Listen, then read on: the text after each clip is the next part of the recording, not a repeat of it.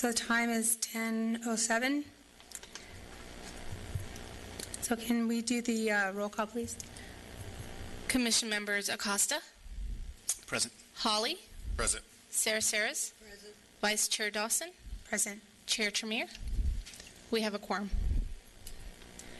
So I'd like to introduce Pat Tanner. He's the, you're not the youth director, but he's from Grace Chapel to do the invocation.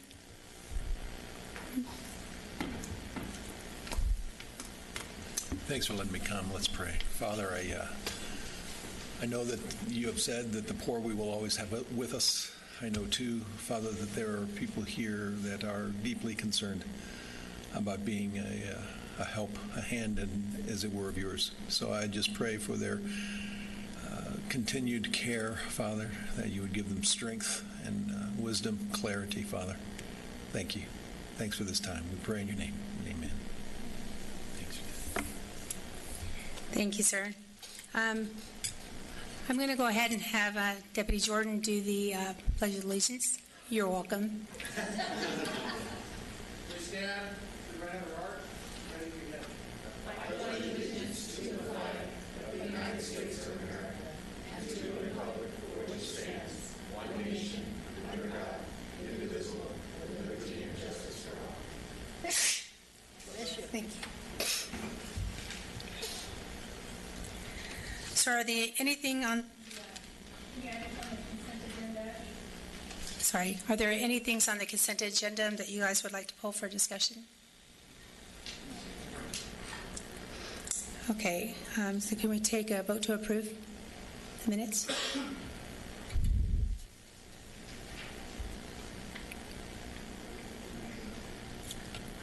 We make a motion to approve the minutes. I'll make a motion. Second? Second. All in favor? Okay, cool. Any And abstentions? now we vote. Oh, yeah, sorry. I'm going to vote? Okay. So we have, oh yes.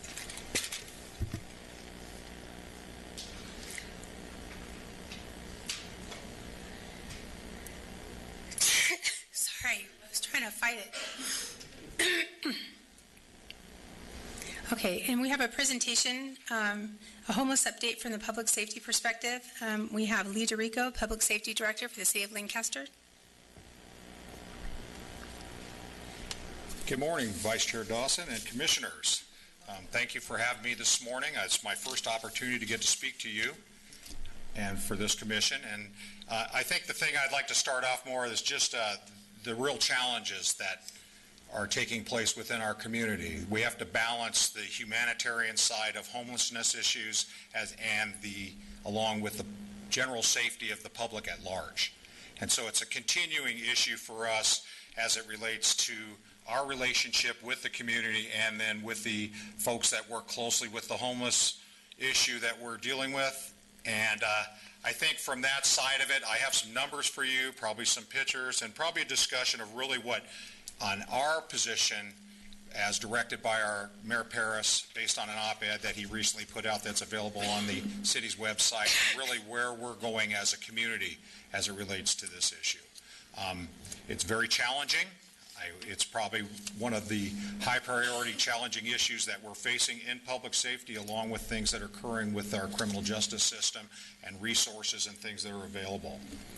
So first I'd just like to start off with in 2016, the city had a special election as it related to Measure A. It was the Safe and Compassionate Community Act that was put out for ballot in our community. And unfortunately, it did not pass. That was going to assess a special parcel tax to help address this issue. Even beyond that, and it lost by over 2/3 of the votes within our own community. So that was a significant issue as it related to resource management and homelessness. Even beyond that, as you know, that toys presented to you and what the city's moved forward with the county and developing Kensington and a placement situation along with the different opportunities we have for placement overnight now that exist through the wintertime. But again, moving forward, there's specific dates that have been outlined and goals that we're trying to reach, but that's certainly not going to address the totality of this issue. So keeping that in mind, there's other strategies that we need to all collectively work together to try and resolve this in both the interests of those individuals that are in their situation, currently homeless, and then as well as the public safety side for the community at large. So just to give you some raw numbers, in 2018, the city had posted and cleaned up 51 homeless encampments throughout the city. That varied on both in the public domain and on private property. And based on those cleanups, that was a cost to the community at large of well over $600,000 for 2018 in city resources. So far in 2019, there's been 18 cleanups so far, and that has resulted in over $300,000 so far in resources that were expended from the city budget that were just wholly on the backs of the community here with no other outside funding. So that's law enforcement personnel, that's city personnel, that's our public works crews, that's anything affiliated with those cleanups from the city's perspective. So you can see that even at 51 encampments, that's a significant number, but please remember on our side, all those are complaint driven. Okay, there's no self-initiated activity by our contract enforcement or our public safety enforcement that is purely based on phone calls or property owners who have called to complain about an issue, or in the case of the public domain, whether that be Caltrans for the freeway off-ramps or the city or whoever it may be, whatever facility, and addressing those issues. Yeah, there's a really good echo here, so I need to step back because I don't even need that thing. But and we all know that, right? But the thing is understanding that there's a completely different approach as you manage these different issues. Of course, in the public domain and public property, there are laws and case law that dictates how we go through that process. On the private property aspect, those laws don't apply, but however, at the same time, we use the same practice unless there's some emergent or exigent issue that relates to that particular property, and try and collaborate with the property owner and balance that with working with the advocacy groups and service providers for that different locations. But again, understand they're distinctly different on how we have to handle those based on the law. So what I'd like to do is just give you some pictures that we have of some of the things that we've dealt with. The process now, even for as a rule, is that we will post a property both on the individuals, whatever location their domicile they've created for themselves, as well as an area that we will post with a certain date for cleanup. We typically go way beyond that date just to give the advocacy groups and folks out there to be able to get out there and make contact with folks. Yes? I'm sorry to interrupt. How much time typically Weeks. is that? Several weeks. Okay. So we usually post out a minimum of 2 weeks, but we go way beyond those 2 weeks. Okay, and the reason we do that is again, to give opportunity. Everyone's very busy to have an opportunity to make that contact. Also, so we're not dealing with other issues that may happen. The ideal being is we post and then people are gone. Okay, and those advocacy providers and service providers have been successful to be able to move those people a direction that gets them off the street. When that happens, is there, and I'm so sorry to keep interrupting you, is there the advocacy groups, are they trying to get them into shelter, move them along? Do they just relocate? Do you find them just hopping from place to place, I guess? Is a percentage, yes. You do. Okay, and I'll get into why I believe that's occurring, okay? And I don't think that's a fault of anyone that's trying to provide those services. And I'll just say it right now, the majority of the individuals that we're dealing with in our local community are addicts. Okay, so there's an addiction problem here that's 90% of it. So while we may have a number of folks that where is a mental health issue, okay, but the majority of what our contact has been with people with addiction. And if you truly understand addiction, okay, and I know many people have had family members or whatever that course of action is taken within their groups, people that are addicts, their focus is on their addiction. It's not on housing, it's not on food, it's not of any of those things. It's how to maintain that need and addiction, which is both a physical and mental issue. It's a real issue. It's not just made up in their minds. It's an actual physical thing. Okay, so hang on just a second. So the issue being is that service providers in our relationships and discussions with them, as well as my own staff members that have had contact, is people don't want the services. There's a large percent of these folks that are offered services that they're not interested in them. Okay, because there's rules that go along with those services that they have to maintain. And this was a long-term issue in our homeless shelter. I believe as we transition into like Kensington and some of these things that we're providing a space along, those other needs will be addressed as far as the addiction. Prop 47 didn't do us any favors, folks. Prop 47 took out the ability we had to treat addiction through a court-ordered program that put people in rehab for 18 months. Okay, and for compliance.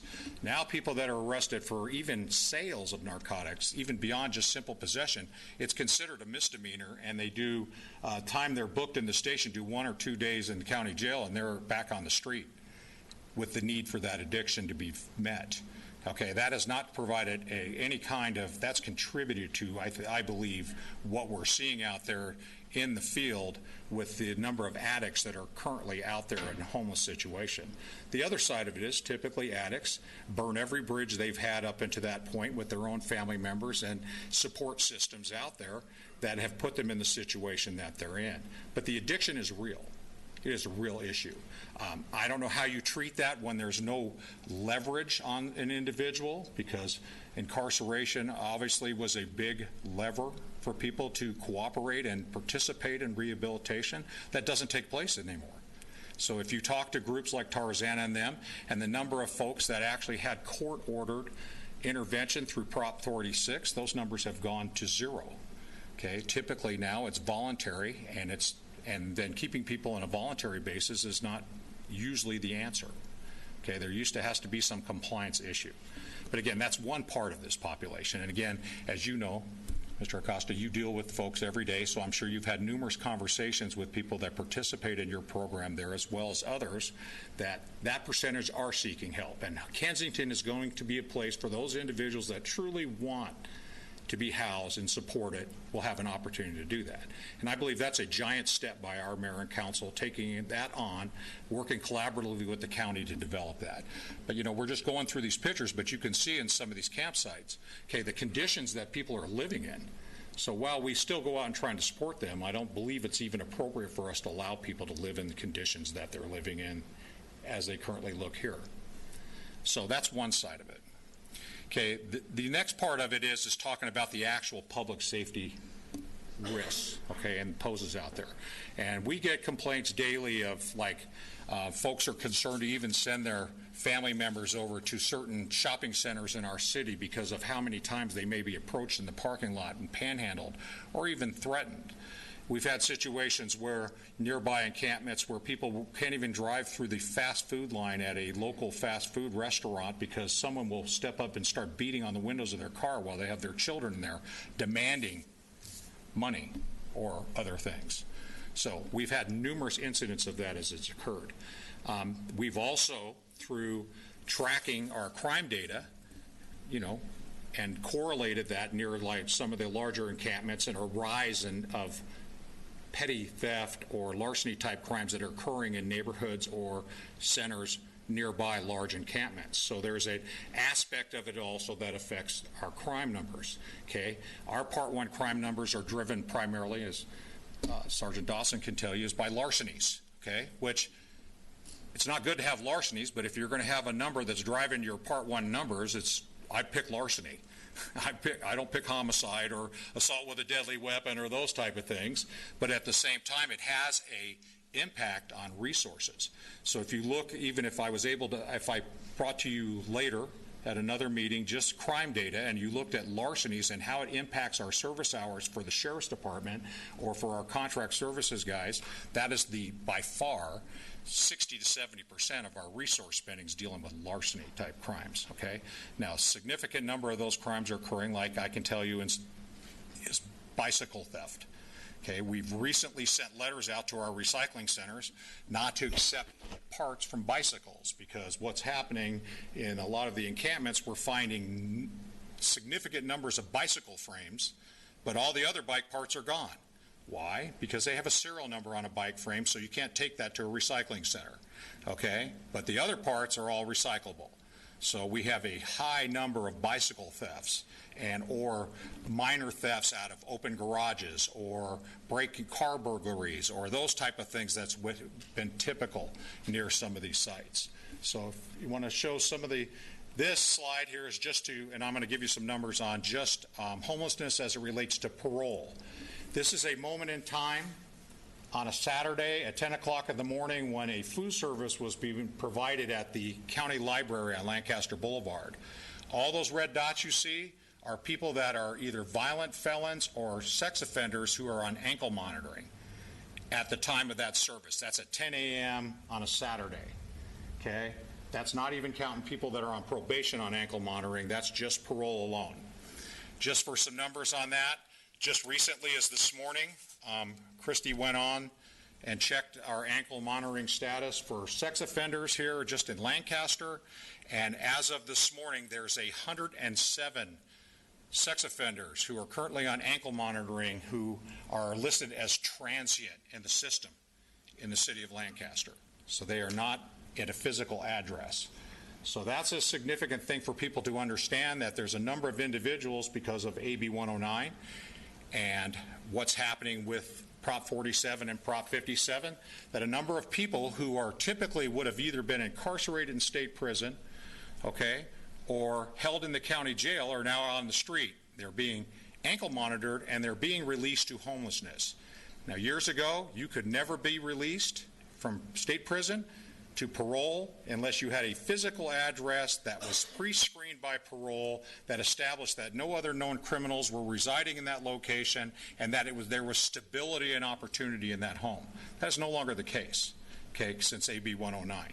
Okay, now we have the other issue on the other side where probation, initially as these individuals who were released into AB 109 from state prison into the county system, were not supposed to be sex offenders or violent offenders on ankle monitoring. But as this program has progressed over the last 6 to 7 years now, they have since relieved that issue from the original law and allowed individuals on probation to be on ankle monitoring or be sex offenders on ankle monitoring through probation. So I don't even have those numbers for you today. I'm currently asked for them, and probably at another time I'll present that to you as well. But if you put that together, that's a significant number. So I think this tells us here, while we'd like to believe that the majority of these folks just fell on hard times, okay, there's a significant number of people who are known criminals that are within this population. So as we talk about, and we've discussed in the past about food service providers and those type of things, we only have that discussion for two reasons: for the safety of those individuals that are providing those services, to make sure those locations are monitored and are done appropriately, and secondly, for whatever is provided to the homeless population falls in with the guidelines of the health department and what's appropriate. I don't know why we would think that'd be different. Yes. I just want to kind of have you rewind a little bit. Based on what you're telling me, are you seeing a direct correlation between the law changes and the homeless population increase? Yes. I would say yes. I would say typically for people, for the addiction side especially, as it related to Prop 47 and the elimination of certain crimes being felonies to misdemeanors, and based on the incarceration rates in the county jail, right now if you get sentenced to a year in the LA County Jail, you will do 16 days. Okay, we have Prop 47 crimes that are being booked into the sheriff's station that people are getting time credit for 2 to 3 days based on a 2 or 3 hour booking process. There's no incentive for individuals to participate in programs as it relates to these type of crimes because there's no punishment if you don't. Okay, so, and obviously we know this with most misdemeanors, and as we've had in some of our meetings as well, that if someone knows they're only going to spend a couple days in the county jail and they don't have anything following them afterwards, they're going to opt to do that rather than participate in a program to treat their addiction. So that's a significant issue, absolutely. And then I believe on the other side, paroling people into homelessness or probation into homelessness, there is no incentive for any kind of success out of that in any way, shape, or form for incorporating those individuals back into a community in a positive way. that can only be a recipe for disaster as it relates to the success of those individuals. And that is, I believe, being played out. We have almost a perfect storm system here occurring with a lack of resources, along with a lack of incentive for participation, as well as the impact on the community. There's a lot of things at play here. So again, when I said, I opened with the fact that this is a monumental undertaking to address this issue, I believe you're seeing that across the country, not just here in Lancaster. I'm sorry, Chris, could you? So these are some of the things as we talk of the health and safety aspect of things with syringes, okay? Things out there as we're dealing with the addiction issues, and then appropriate treatment for people that are diabetics or health care, those type of things. So there's a number of this. Trash and debris. Go ahead. Digging underground and developing things that obviously not a safe place to be. Okay, so, you know, the mayor's talked about folks living in holes in the desert. That's actually occurring. Okay, it's happening out there. So all those things are not to, like, you know, we're not bringing it here to shock. It's the things that we're actually dealing with, and we're going to take that on forthright in our community to address them. And you know, there's a certain villainization of the work we're doing out there by certain groups, but again, we can always consider the humanitarian side of these issues. Josh, can you guys help? This is just some of the weapons that these guys have come across when dealing with individuals out there, from their enforcement and contact. Okay, we're talking about some serious business here. Now again, too, understand there's a certain number of victimization within that community too as well, that there's crime occurring within the homeless community on other homeless individuals. There's a very large predatory aspect of this too as well that exists out there. Can you have them take it out so that guys, could you bring that out there? We'll put it at the back so people can see it when they want to have the opportunity to. So I think as we go through this, do I have the answers from a public safety standpoint? No. We're going to address it every day. We are going to be responsive to those folks that call, okay? And we're going to address those issues if it works both ways. We want to work and offer those services. We've had a great deal of success in the downtown area with our ambassador program and them just providing information to the homeless individuals that get off Metrolink or just show up into town down there. Seems to be a focus over in Boeing Plaza, and actually provide them information to where they could seek out those services and for help. Okay, again, I've been downtown on a couple of occasions and gone down there very late at night to speak to homeless folks. Okay, and believe me, they have a clear understanding of where to go for services and what Metrolink train to ride and how to get there. And they know it better than probably people that actually ride the system. Okay, so we're talking about folks that they're smart, they know what services exist, and I think the approach that our council and our mayor have taken towards this issue as it relates to Kensington and focusing those services in one place that's appropriate and could be monitored and actually truly help individuals is a step in the right direction. Is it the answer for the complete problem? I don't think so. We're not there. I think we're going to have to talk about things from an action that starts at your level as a commission, working through something with our council, making a recommendation, and then working through our state legislatures and our county officials to come up with a solution collectively, and that addresses all sides of this issue. Yes, sir. Mr. Lee, you've overwhelmed us with the picture of what you're facing. You certainly have a lot of things working against you as you try to strive for the safety of the community.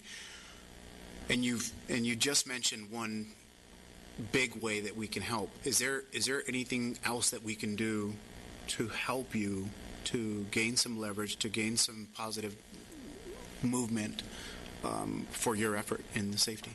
And I would say to you that, and what we try and do with like the Criminal Justice Commission, you know, this is a good opportunity for people from the public to bring forward their ideas, and we're certainly open to any ideas out there to better or another approach to certain situations, but making recommendations from this commission that will go forward and move through TOY to the City Council for discussion and recommendations they can make to our state elected officials, our assembly, our state senators, as well as our congressional folks, to really look at this problem at a much larger scope, okay, and not so localized. Okay, we're doing things in what we can based on resources that are available to us on a local level, but then to move that beyond the local level to a more regional and statewide level, and then even beyond that nationally. This is a national issue, and I believe we are not standing alone.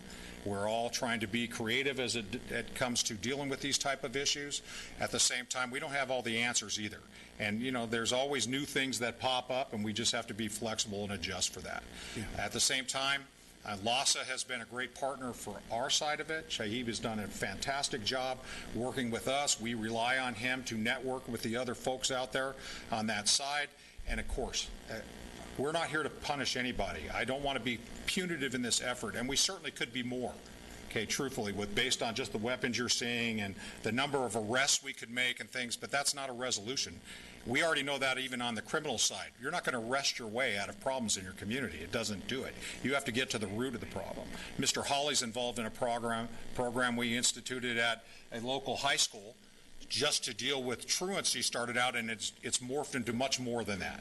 Okay, as looking in depth into what is creating those situations for those kids at school, why they're not there. So I think this is more of that issue. I truly do believe that some of the legislation that was passed, people did not have the full understanding of what the impact would be beyond that. And as Sergeant Dawson can tell you, the frustration level for law enforcement based on the activity that they do daily to try and make the community safe, and what happens with those cases on the backside is completely contrary to that effort. Yeah. So we're working right now, like we have a veterans court. We're working with Judge Estes on alternative sentencing courts. He gave us a great presentation on some of the issues they're dealing with at the local court building. So we want to really emphasize those community partnerships, grow those type of programs in a positive way. I got one more question. I don't want to monopolize this thing, so please chime in. But, you talked about Measure A, and if I remember right, that happened about 2 years, maybe 3 years, going on 3 years. I feel like as a community, we're in a different place. We're a little more informed. There's a little more engagement. We've got some things that are happening now that weren't happening then. Do you think it might be worth an effort to maybe reapproach that? And maybe even, and I don't want to give us like more work. I mean, we've got our hands full, but maybe we can try that Measure A again, using some of this data to say, hey, can we have a positive approach to the safety of the community, but we need resources and we need people from the community to engage. Yeah, I would say this to you. I think the mayor, when he brought this commission together, was solely for that purpose. For you to develop ideas, and based on community input and working with Toy and her staff, coming up with ideas to bring forward things to the council to push forward based on their evaluation and your evaluation of what that impact would be. So I would say yes to anything, just to be quite honest with you. Okay?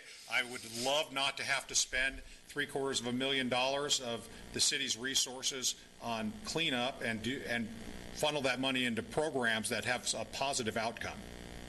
Okay? I mean, I really would. I can think of the money that we spend on certain things as a community to deal with this revolving door cycle that we deal with some of these public safety issues that would have been better suited for intervention at a much younger period or earlier period of time, rather than the problem becomes so large that it's almost overwhelming. Yeah.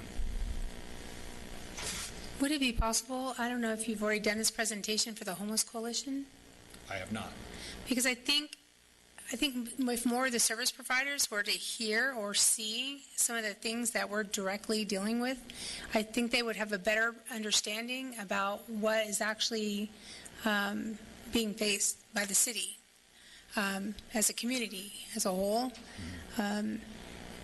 A lot of the crime things that we're experiencing, like you said, with the rise of with thefts, and I think as we balance everything, and I think that's what one of the things that we've been trying to address the most humanely is how do we balance the quality of life for everyone in the community with the safety and the level of safety for the people that are living in those areas.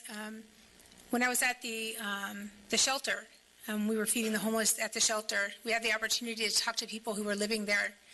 And the numbers of sexual assaults that go unreported, the level of assaults that go there, the drug use, the illnesses that people don't have insurance. They can't afford to be treated there because of the unsanitary living conditions, MRSA, staph infections, the hepatitis, the other things. Those are the things that people don't realize when we're getting rid of these homeless encampments, that there's health conditions that are being allowed to continue because they don't have sanitary bathrooms, they don't have sanitary sleeping conditions. They're sharing blankets, they're sharing needles, they're sharing other things.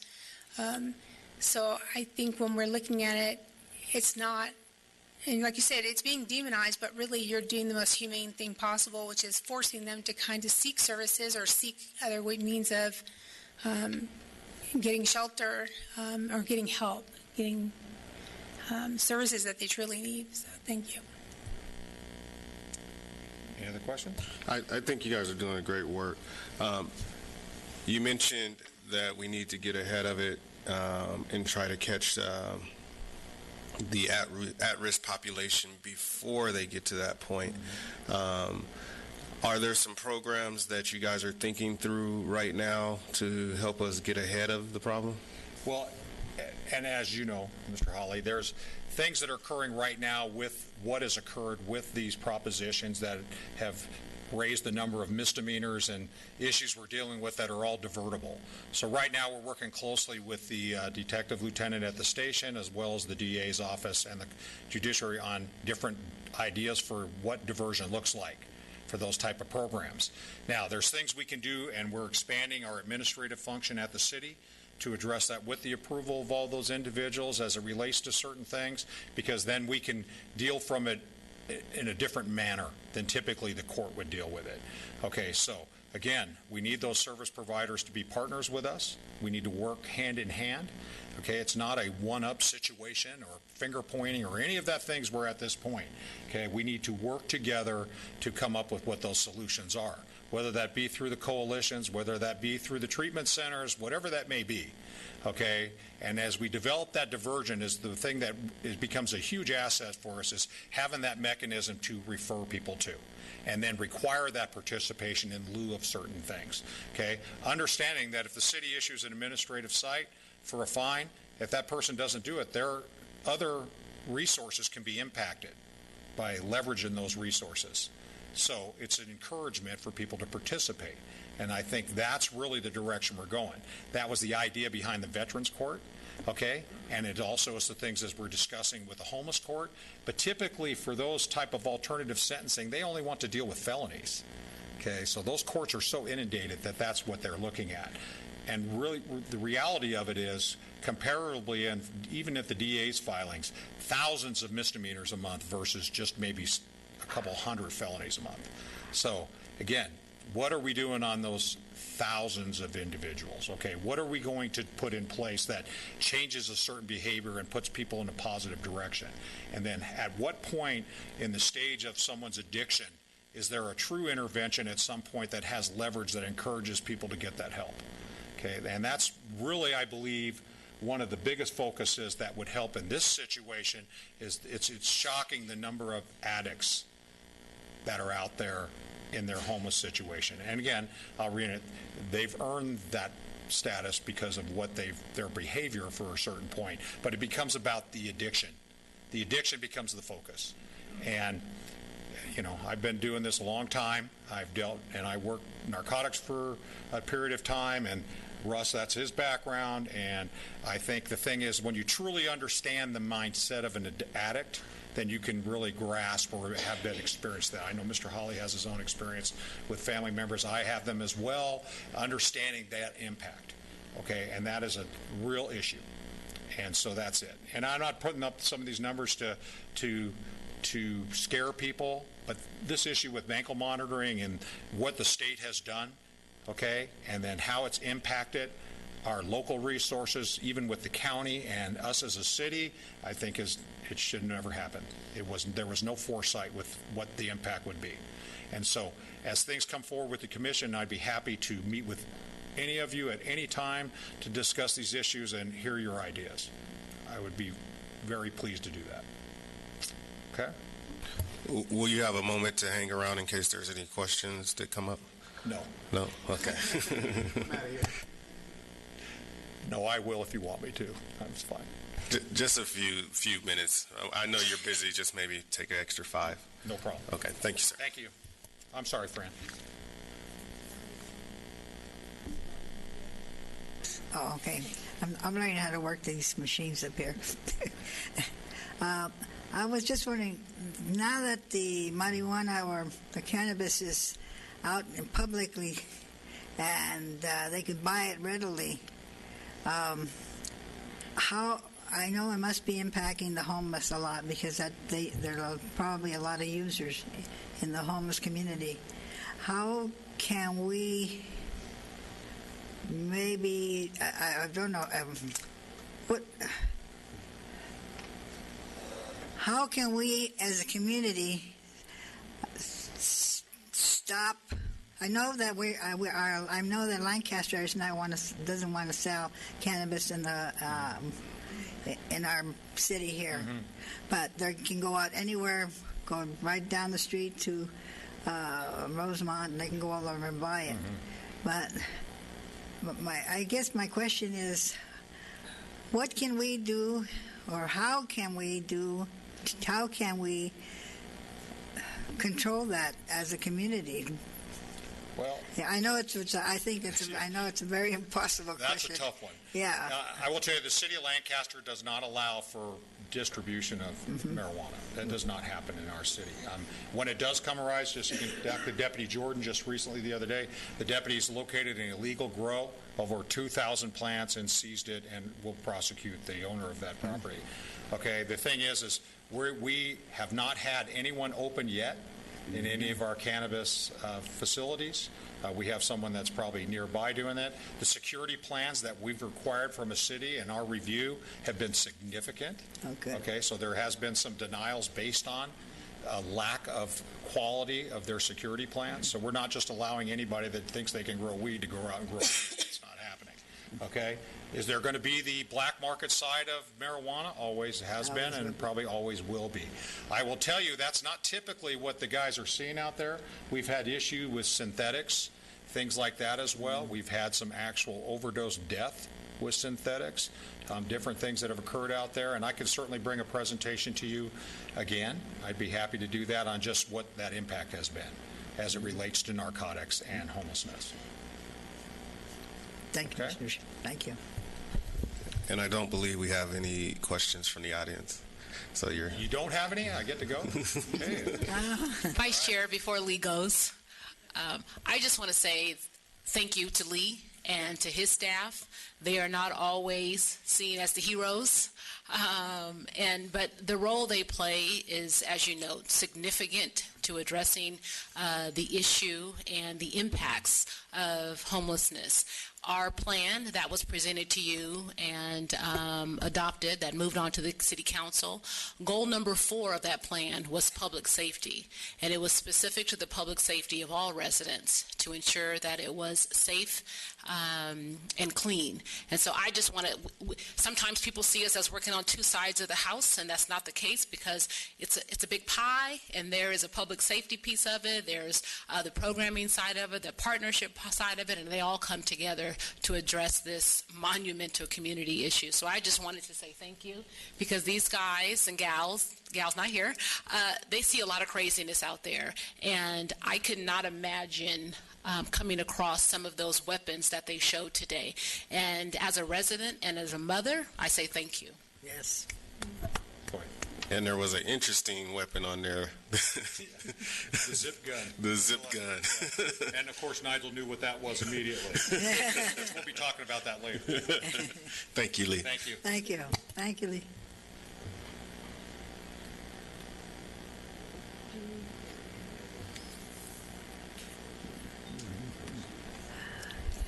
Okay, we're going to move on to some speaker comments for non-agendized public business. Okay. Oh, here. Okay, so city clerk announcements.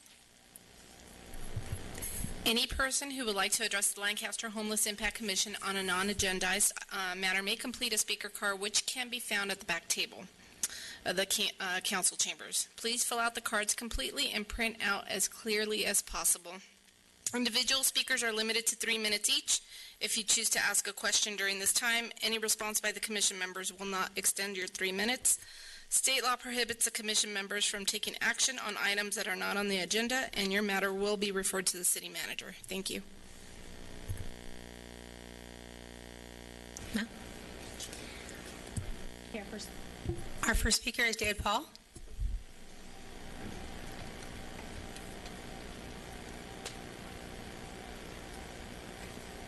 Vice Chair Dawson and Commissioners, good morning. Morning. Morning, David. That was inspirational, wasn't it? Mm-hmm.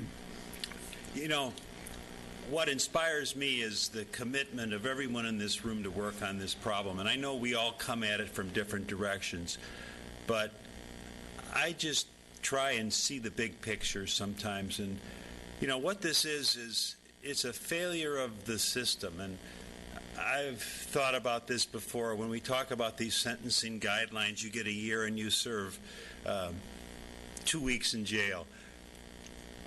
That demoralizes the decent citizenry that wants to respect the law. So we didn't create any of that. That's not our fault. And it's just an overwhelming of the system that through the years has come to this point. But all this stuff rolls downhill, and here we are at the city. We're forced to deal with it because the state and the legislature has done all this, like Mr. Dorico said, not considering what the consequences might be. They just did that to solve their problem with overcrowding, and everybody's got an idea of what to do. But in the end of it all, the city deals with this. So now how do we have compassion and yet allow our citizens to feel that the city is capable of addressing these problems in a humane way? And just from what I see, there aren't resources to deal with these things. So we keep trying, and that's valiant, and that's what I want to always stress. The fact that we are working the problem is really our only option. And if we could get more people into it from the community to help, it would be better, because at some point, just like the state and the county and all these things roll downhill, the city is going to have some innovative ideas to deal with this, and they can't be official or sanctioned. I get that. So when I look at those pictures of those camps, I think that people that have more invested in their own situation. In other words, in those camps, I can see self-organization. None of those things, those camps have any organization. So it sounds silly, but the people that are in that situation have to have the responsibility of doing better for all of them collectively. And that's why I want some safe place where they can just go and begin to do that. I know that it seems impossible. We have hope. Our coalition is working on ending homelessness, but if we actually do that, and we're the only ones that did it, more people would come. These are tough issues, but I want to say thank you to everybody, including public safety, and we're going to keep working on it. Thanks, Paul. Heather Varden.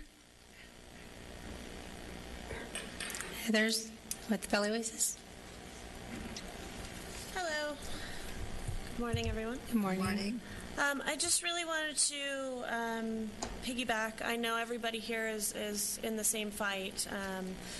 We recently started a collaboration with the United Way on the Everyone In campaign, and I just have a little bit of information on that I'd like to share. People experiencing homelessness represent a cross-section of our community: single mothers and families, people struggling with physical disabilities, mental illnesses, and addiction, the unemployed and underpaid, veterans and college graduates, victims of abuse, and victims of bad luck. Homelessness has many faces and takes on many forms. Ultimately, homelessness is a human-created problem with with uniquely human-driven solutions. With committed resources and political and community desire, Los Angeles County can end homelessness. The Everyone In campaign is looking to, just like we all are, end homelessness in LA County. It's powered by the United Way of Los Angeles. Everyone In is a massive campaign to end homelessness across LA County. In 2018, Everyone In worked with Los Angeles, Long Beach, and more than a dozen other cities in LA County to get 4,000 units approved for funding. Everyone In has organized and engaged more than 70,000 people to support permanent housing solutions to homelessness. The campaign has 10 organizers dedicated to training neighborhood residents, activists, advocates, and giving them the tools and capacity to create political will for aggressive policy shifts. Everyone In works with city and county governments, supportive housing builders, service providers, and residents to get supportive housing sited and built as quickly as possible. And you can track progress on everyoneinla.org to see what work they've done throughout the county. A little bit on supportive housing, homes and homelessness. Supportive housing provides the most proven at a 90% success rate model for permanently housed homeless individuals and families. And I think that's the point with Kensington, is to be one of those supportive housing units. No studies have shown an increase in crime associated with these buildings. In fact, the existence of The existence of on-site professional case management helps to create the stability that allows these residents to rebuild their lives. So just to kind of add on to that, we are hosting on April 3rd a screening of the documentary called The Advocates with a panel at the Valley Oasis location in Palmdale. It will be from 6 to 9 p.m. The film screening and panel discussion of The Advocates is a free event and open to the community. Learn about the crisis of homelessness in LA and how you can help through the intimate view of the tireless work of homeless advocates. There will be a reception and light refreshments. And then I had just one more thing. Location? I'm sorry? What's the location? Oh, it's our Palmdale building at 310 Palmdale Boulevard. What's the address again? 310 East Palmdale Boulevard. And you can... I'm sorry? April 3rd. April 3rd from 6 to 9 p.m. You can RSVP on everyoneinla.org or through the Valley Oasis Facebook page. Commissioners, we'll send the link to you if you're interested in it. And I can send that to you if you need it as well. And then I had just one more thing I wanted to invite everyone here to. We have a monthly outreach meeting in an effort to collaborate with the cities and everything and everybody on the third Tuesday of every month at 10 a.m. That's also in our Palmdale location at 310 East Palmdale Boulevard. Thank you. Thank you. Nick, LA Oasis. Nick Matthews.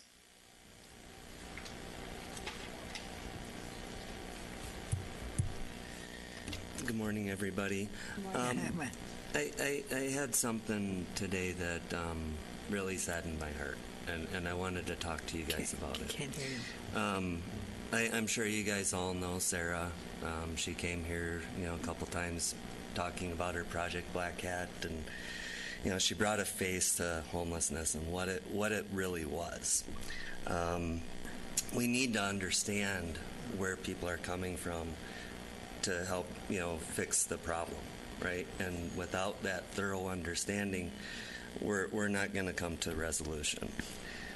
Where I got saddened today was this young lady that came in here, and she was asked to have her bag searched. And I don't know if anybody else had their bag searched, but I'm going to assume not. And I'm sorry, I'm struggling here. She was asked to leave, and she says, I'm not a violent person, and I just wanted to see what was going on in my community, and I'm homeless, and I wanted some help. So I gave her my card. But that act to me is very sad, and I just wanted to go on the record that happened here in the chambers, and I don't know what happened. Nick, was there a history? There was a prior history. There's been an Okay. extensive prior history. Just so you know, I And- can't and go I into that, appreciate that. but there's been extensive prior history. Okay. And like I said, I don't know anything, but it made me sad. So, Sergeant Dawson, I understand that, and, I do appreciate that. But I just want to make sure that we are, inviting community too. So, thank you. Yep. Appreciate it.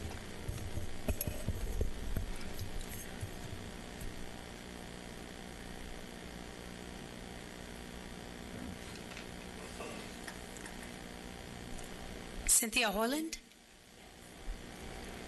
And she'd be giving us an update on the United Methodist and a compiled list of resources.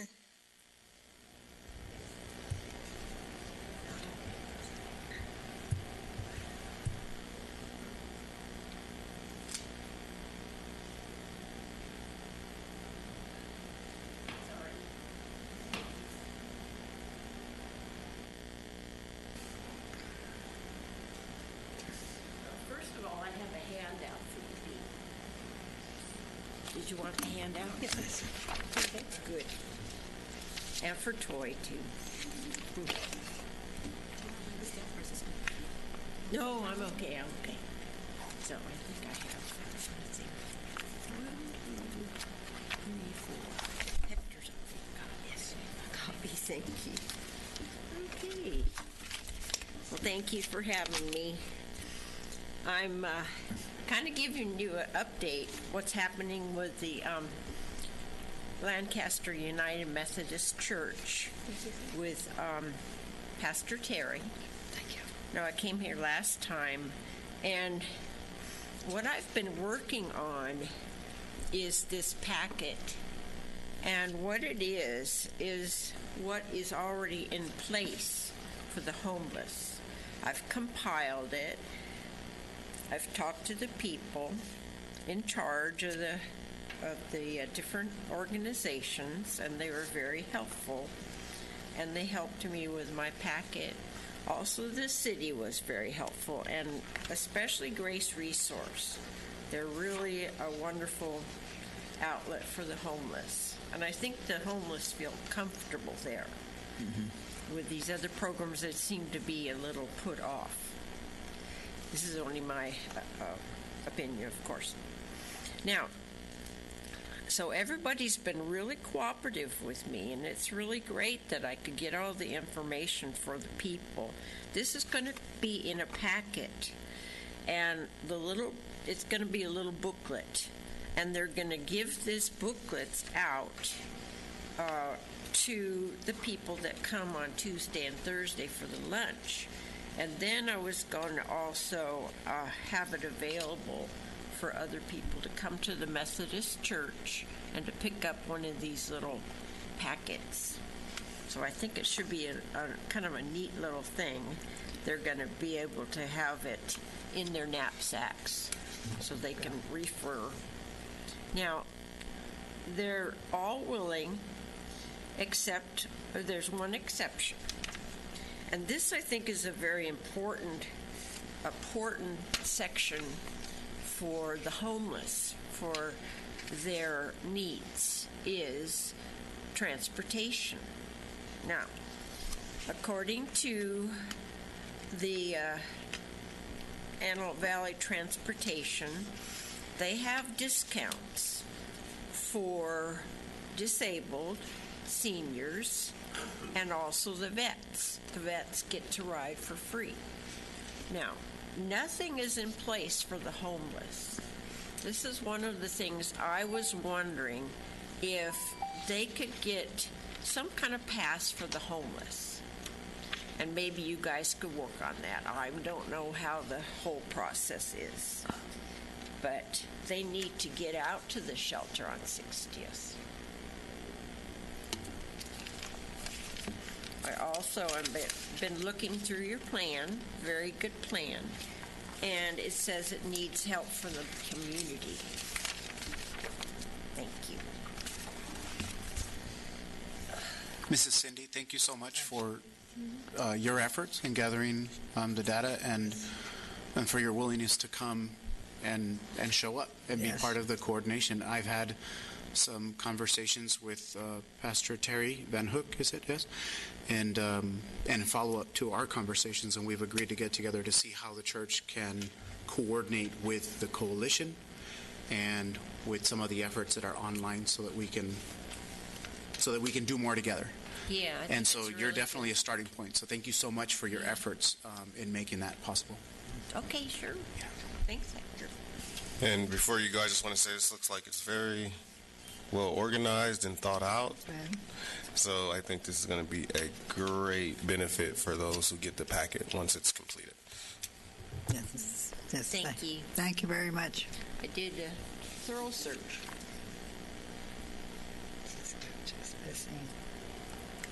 Are there any other comments from the board? From the city? From the audience? Good to see you guys.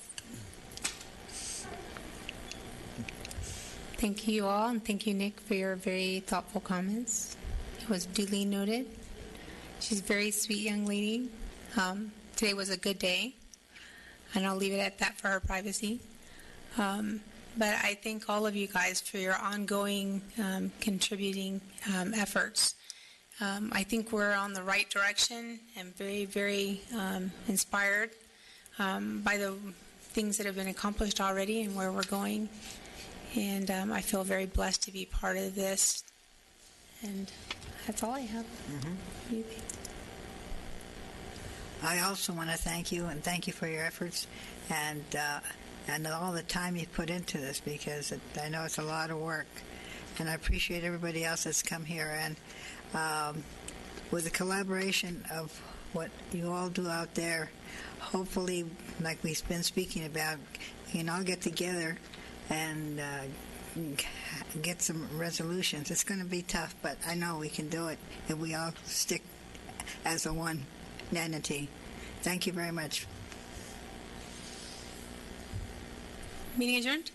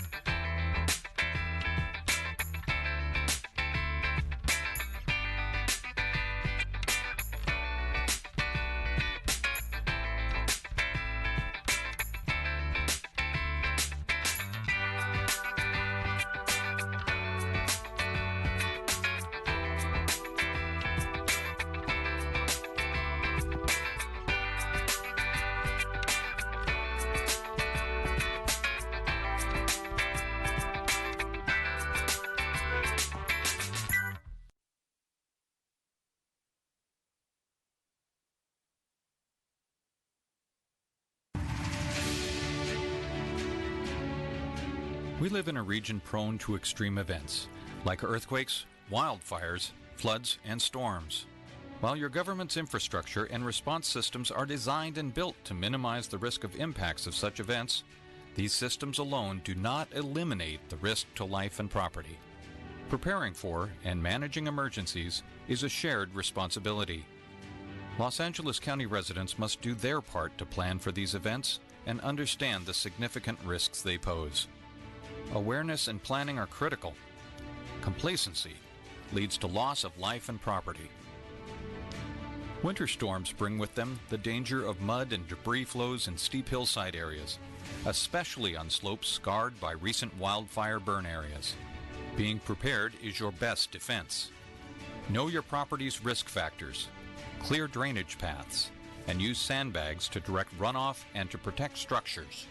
LA County prepares all its flood control facilities and erects temporary barriers where appropriate in advance of storm events, but residents in areas prone to flooding and mudslides must do their part. Rain, mud, branches, and other debris can roar down hillsides in a storm, endangering lives and property. Don't be caught unprepared. The county's level of awareness and preparation are raised during any storm season, but are heightened where the effects of wildfires border populated areas. Wherever you live, it is important to be aware of impacts from significant storm events, such as flooding, mudslides, and power outages, and plan accordingly. To start preparing, first, do these 3 things. Number 1, download the county's Emergency Survival Guide. It's full of resources, checklists, and important information to keep you and your loved ones safe. It will tell you how to make your own emergency kit. Don't wait. Download the guide now and get to work. Number 2, register on Alert LA County to have emergency notifications sent to your mobile phone and email. Number 3, download the county's free app, The Works, for iPhone and Android. Use The Works to report storm-related issues and also receive the latest updates and information. You can find all this information and much more at Los Angeles County's online preparedness site. Go to lacounty.gov/LA Rain. Now is the time to prepare.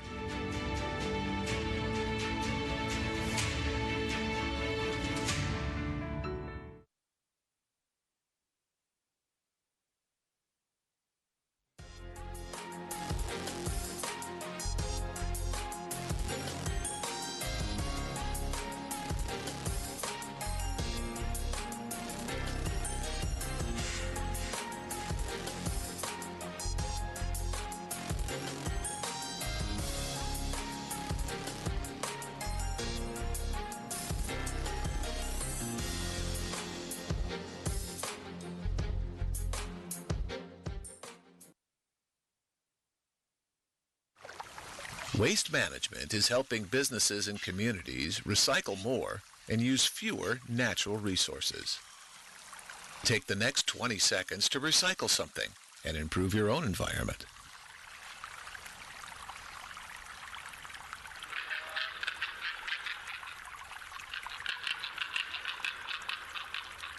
Discover how waste management can improve your home, business, or community at thinkgreen.com. I always wanted to be an entrepreneur. I always wanted to have something of my own. I want to open a family business. I just love making food. I love making people happy. Throughout every single culture, cooking is pretty much at the heart of it. A home-cooked meal isn't going to cook itself. Anybody can teach you something out of a textbook, but here the chefs take you under their wing, getting in here, getting into the kitchen, feeling the steam on your face. There's nothing like that. Culinary Arts and Restaurant Management at the University of Antelope Valley.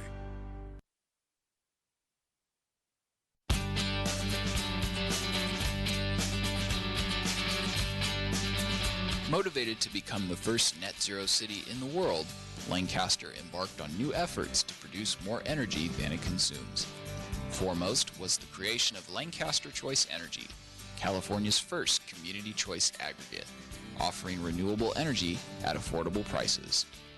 As a result, Lancaster has garnered multiple accolades from such organizations as the Environmental Protection Agency, while also winning the prestigious Energy Globe Award. Most recently, 2018 saw Lancaster named an Alternative Energy Research Center of Excellence for the state of California.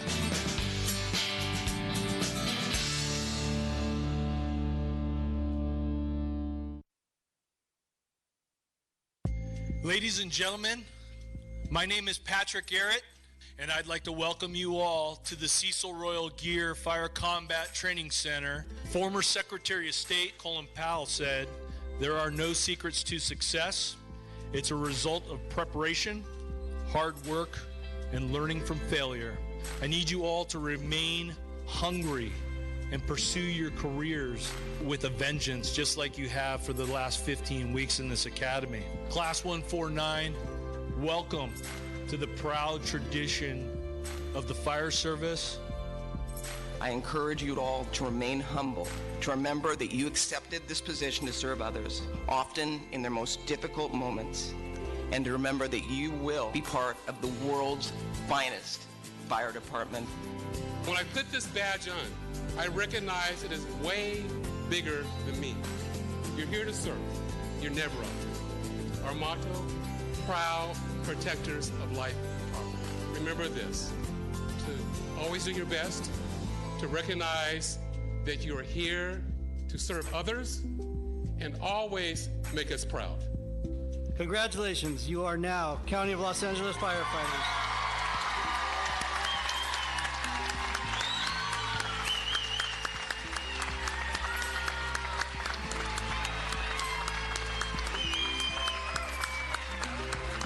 Class 149, 52 strong.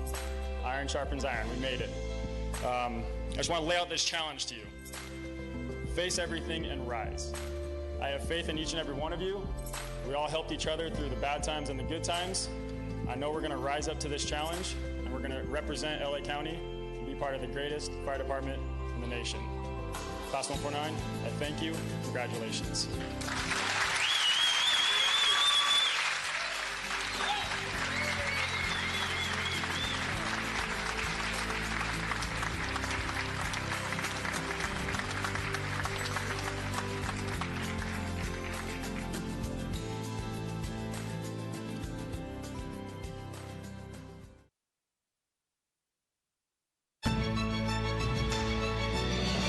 LTV is brought to you by Destination Lancaster. For years, we've only had one electric company. But now, Lancaster Choice Energy, the new local utility, has arrived. Lancaster Choice Energy offers cleaner, greener energy at lower rates. Get all the facts at lancasterchoiceenergy.com. Then, opt up to Smart Choice, the 100% renewable option. It's a good choice for you and our environment. Lancaster Choice Energy, the power to choose.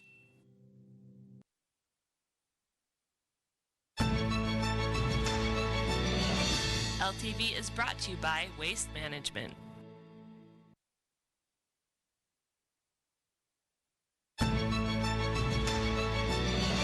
LTV is brought to you by High Desert Medical Group.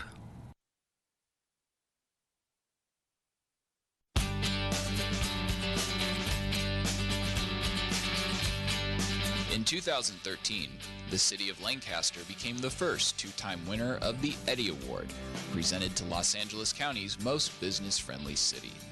Having previously won the title in 2007, the 2013 award marked the first time a municipality garnered such accolades in 2 consecutive years of eligibility, demonstrating once again that Lancaster is a city of firsts.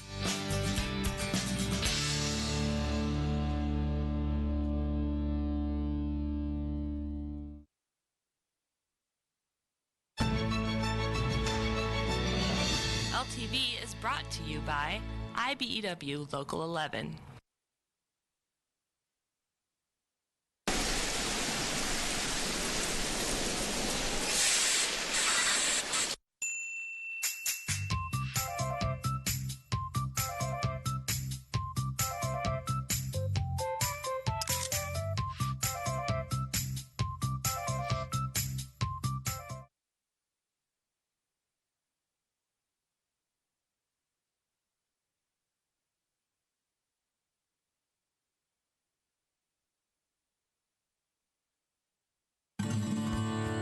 I've been farming corn, soybeans, and wheat all my life.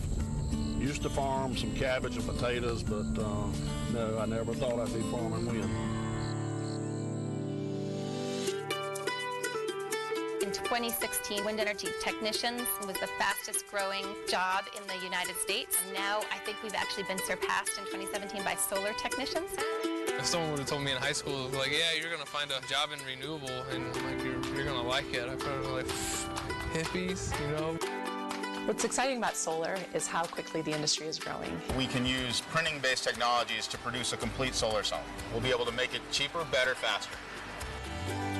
After I lost my job in automotive, I actually listened to some of my coworkers' advice to look into wind turbines. You know, it was a new up-and-coming thing, and my circumstances aren't rare. People are going through the same struggle. They worked in automotive, trying to find a new niche, you know, trying to do something different, and so a lot of reinvention going on. We're up on Garfield Ridge. This is the area that we're hoping to get some turbines at.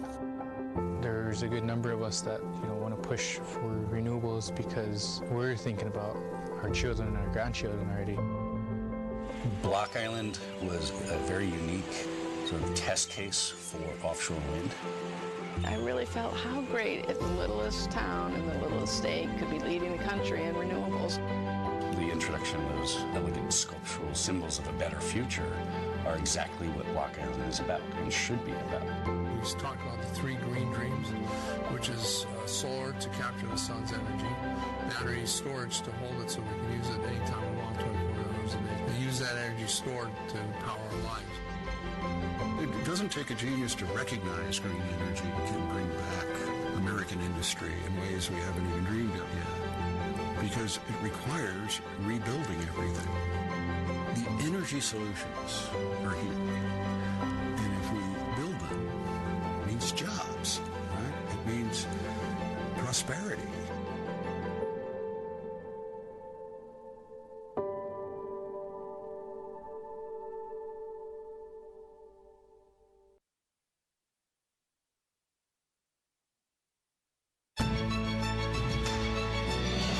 LTV is brought to you by Lamar.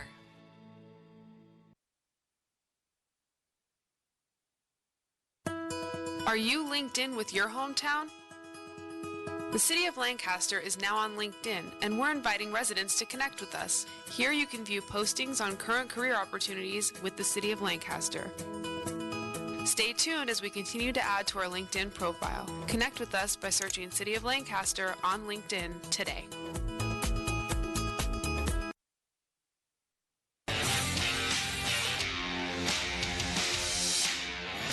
This is the Avenue I Streetscape and Beautification Project.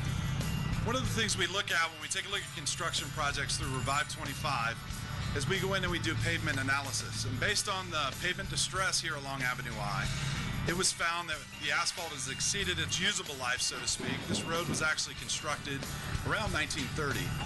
Now we have new utilities, gas, water, sewer, all of those things that come in with the new businesses and with development that we're having to cope with now, whereas in 1930 we really didn't have to. And so with that said, it's met its useful life, and that gives us a need to go in and rehab the road. The difference between a typical overlay and road work like this is we're actually replacing the entire structural section of the road. So that means we're removing all the material all the way down to the subgrade, placing in base rock, and then finally coming back and placing the asphalt. This full reconstruction will guarantee that this road will last for another 30 to 50 years. So we won't have to touch this road again, essentially, except with going in and having to maintain it. Every 7 to 10 years we'll come in and we have to restripe it. For roadway reconstruction, we have everything from the standard construction laborer to asphalt pavers, concrete finishers, cement masons.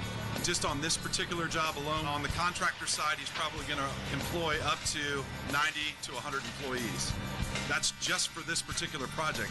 They do hire from the union halls, and it's a good thing. The union halls are empty, and we have all the workers out here in Lancaster doing the work, keeping all the money local. So when Avenue I is complete, what you're going to see is the implementation of the city's program for complete streets.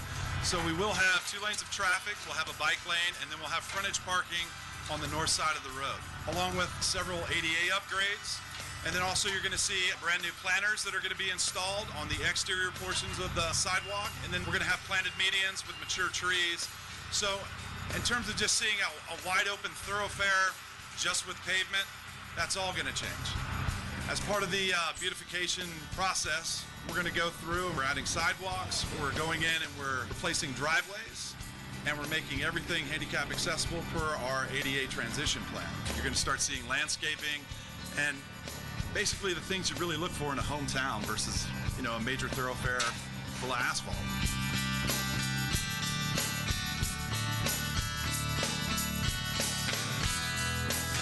One of the things I'd recommend is going to the Revive 25 website, A Better Road Ahead. We have a road map up there that shows all the road construction. If the traveling public would take a look at that prior to going out, then you'll see the impacts. Now, it's just not capital engineering that's doing projects. We also have developers that are doing projects in the area, and all of that information is laid out on a map so you can see, so you can better plan your route, whether it's to work, whether it's to a park, or whether it's to one of your favorite restaurants here in Lancaster.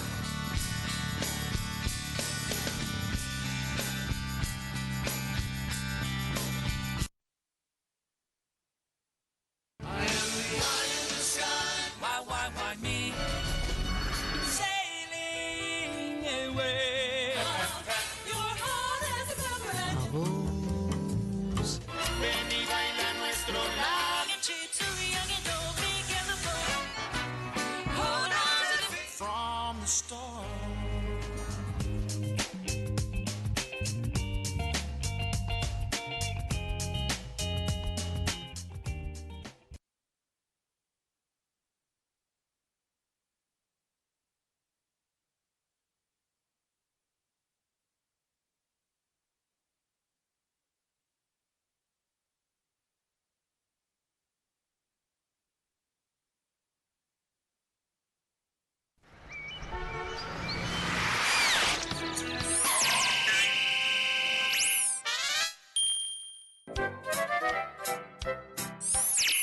Watch for people crossing. It's not just a sign.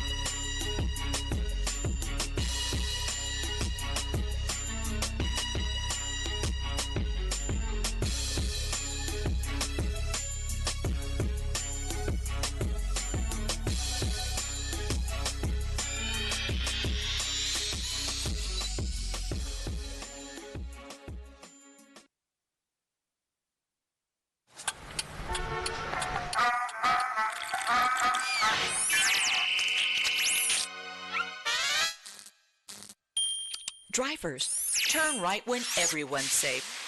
It's not just a sign.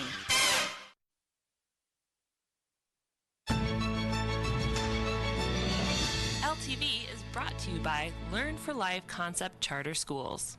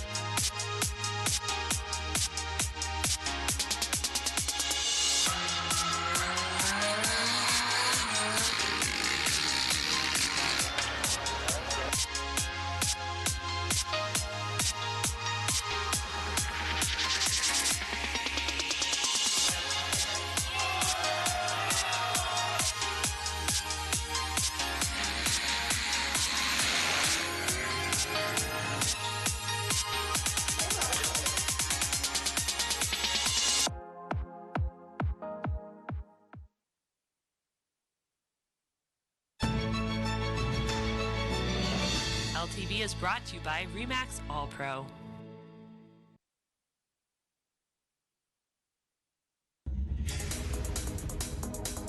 RE/MAX All Pro agents do more. From for sale to sold. That's the sign of a RE/MAX All Pro agent. We are proud to be RE/MAX All Pro.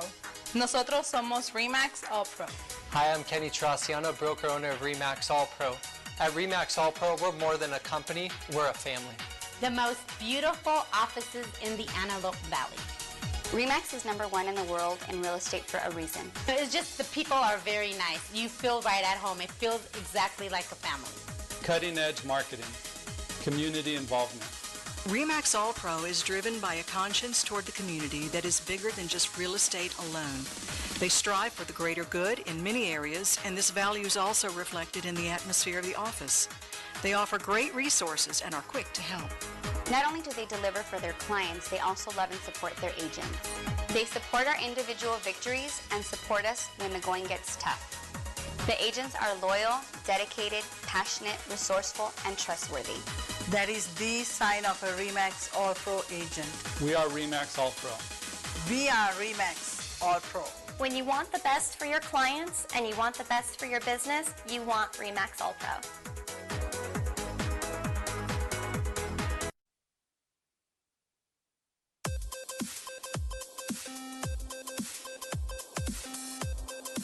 Has it been your lifelong dream to pursue a career in the field of criminal justice? If you're interested in a career in corrections, juvenile justice, crime scene investigation, law enforcement, cybercrime, DEA, ATF, or even the FBI, we have just what you need at UAV to help you fulfill your dreams of a career in the criminal justice field. We are proud to offer our criminal justice classes on different levels, bachelor's and master's, and are offered on-site or online. With over 100 years of combined experience in law enforcement, our professors are here to help you learn the skills that will allow you to move forward and pursue your dreams. For more information, visit us at uav.edu or give us a call at 661-726-1911. The University of Antelope Valley is a regionally accredited institution.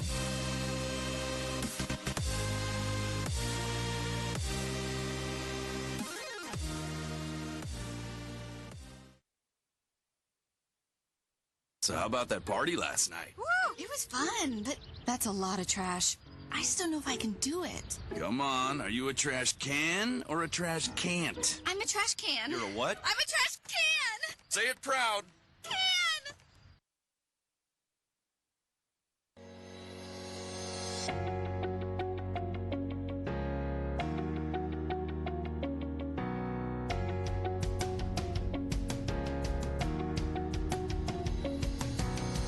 Feel as though we have a very successful program with a lot of our externs actually receiving employment from that position and or not very long after having completed the pharmacy tech program. We do some compounding. We understand and learn about the nuclear pharmacies, the IV pharmacy techs, chemotherapy pharmacy techs. This is a really great program. Personally, I have 25 years background in working pharmacy and teaching almost probably 10 years between two schools, a school in San Diego and a school up here. I love the profession, and that's exactly what I want people to realize when they have enrolled. The class that I teach here at the university is we have to enjoy it. We have to realize why we're doing it. We're taking care of people.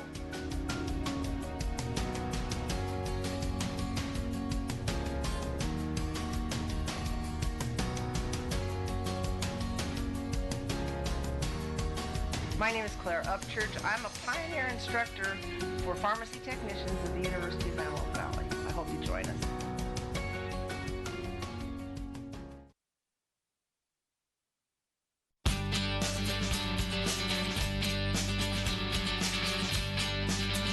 From 2009 through 2014, the City of Lancaster introduced a number of new community events for the enjoyment of residents from across Southern California, beginning in 2009 with the Streets of Lancaster Grand Prix. This inaugural event was followed in 2010 by other signature Boulevard events: Celebrate America, Boulevard Halloween and Harvest Festival, and a magical Boulevard Christmas. In 2013, the Field of Drafts Beer Festival made its debut at Jethawk Stadium. And in 2014, Lancaster, in partnership with Los Angeles County, hosted the first annual Los Angeles County Air Show.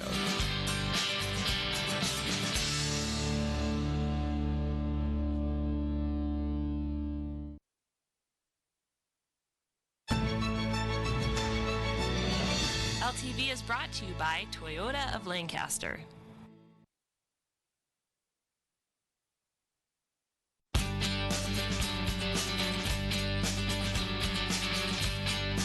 The City of Lancaster's downtown redevelopment efforts were fully realized in 2012 with the grand opening of the Museum of Art and History, MOA. Under MOA's direction, the historic Cedar Center for the Arts was renovated in 2014. Since then, the Boulevard has established itself as the epicenter of the Antelope Valley's arts and culture scene, as recognized in 2017 with its designation as one of only 14 cultural districts in California.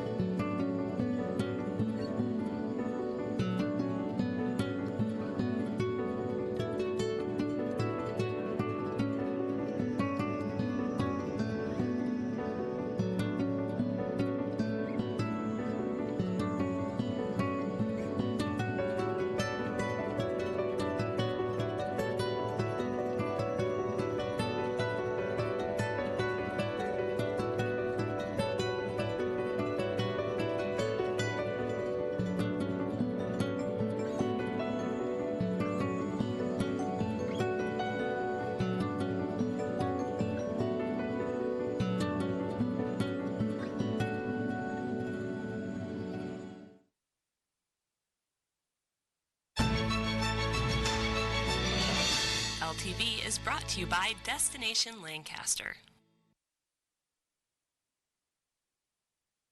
Come join the wonder that is Destination Lancaster. From the rolling hills of the Poppy Preserve to the spectacular vistas of Saddleback Butte, Antelope Valley has hidden treasures for everyone. You can rock climb up Devil's Punch Bowl or get a glimpse of life from 12 million years ago with the fossils in Red Rock Canyon. There's hiking, biking, horseback riding, and relaxing fun for the whole family. Plan your next outing at Destination Lancaster and enjoy the serenity. Go to destinationlancasterca.org today.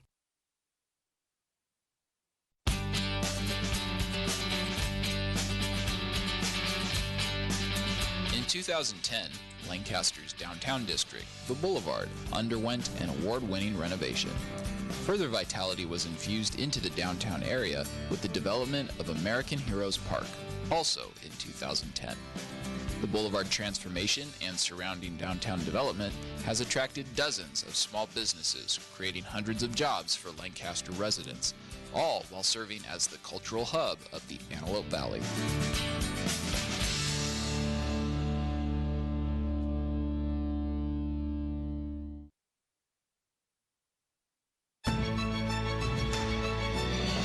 LTV is brought to you by University of Antelope Valley.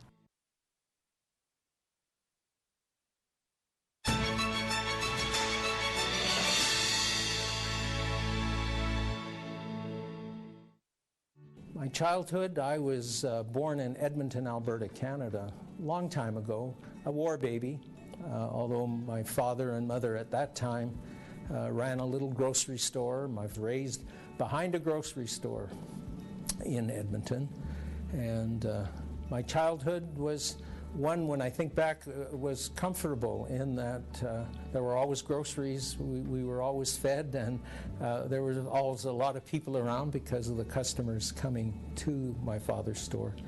Just about a year ago, in August of 2017, the board held a special meeting and decided to honor one of our own. A man who's dedicated his life to education, and he never quits learning.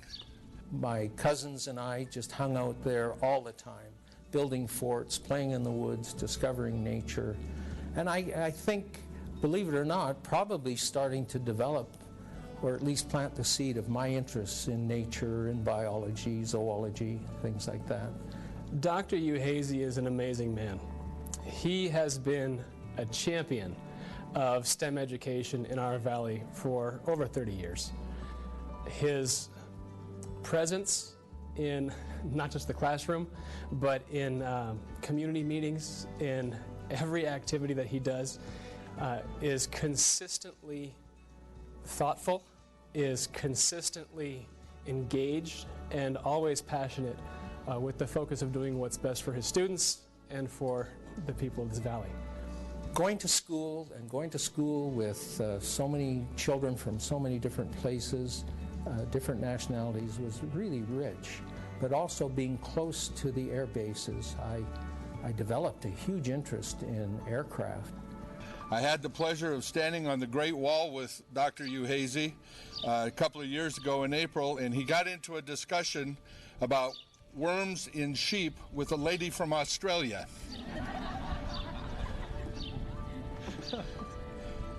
I found that rather amazing, that we're standing on one of the 7 wonders of the world, and he's talking about tapeworms. But that's Les. He never quits learning, and he never quits giving back.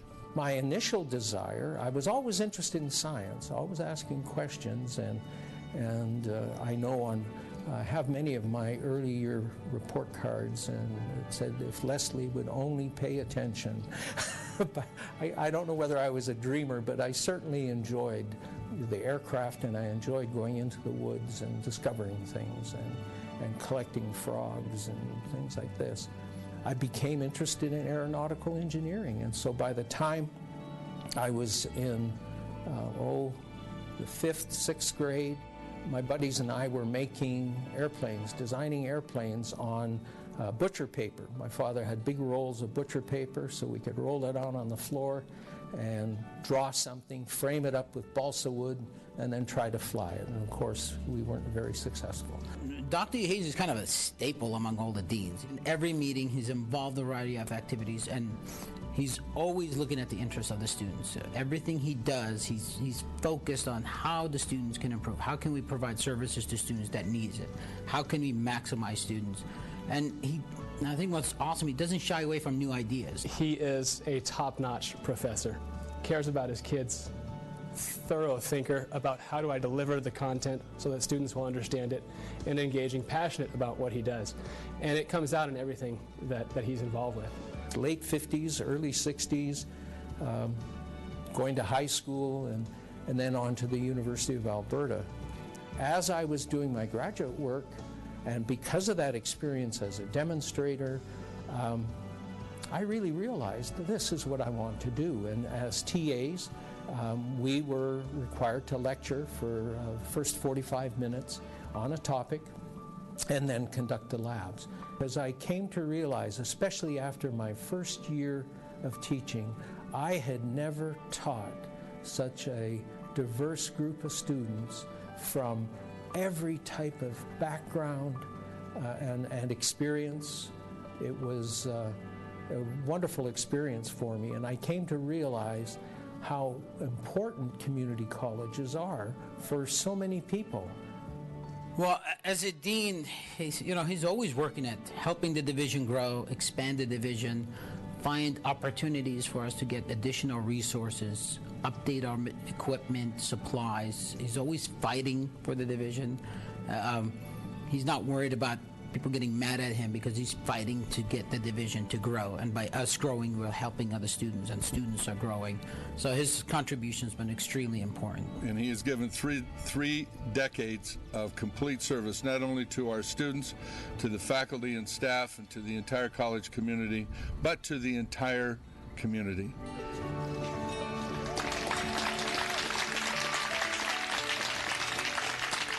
I don't really know what to say, other than I'm so incredibly grateful to this community and to this college. 30 years ago, when Ray Yoshida, whose building is right there, and Al Kirky hired me, I wasn't quite sure, but I knew I wanted to teach, but I wasn't quite sure if this was the best change for my family. But it certainly has proven to be an incredible change for my family.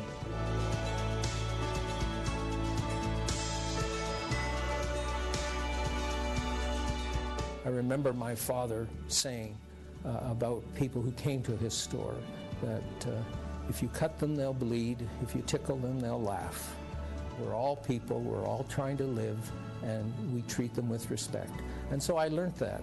He designs new things, he creates new opportunities, and he explores the possibilities of how do we create different educational systems or programs. When you combine that with an element of selflessness that he has, it's pretty impressive. You know, the man can get things done, and it's not so much that he is the one who's making it happen. However, his ability to inspire others and to consistently encourage them to think and dream beyond themselves and to do what's right for the community, that's a unique gift.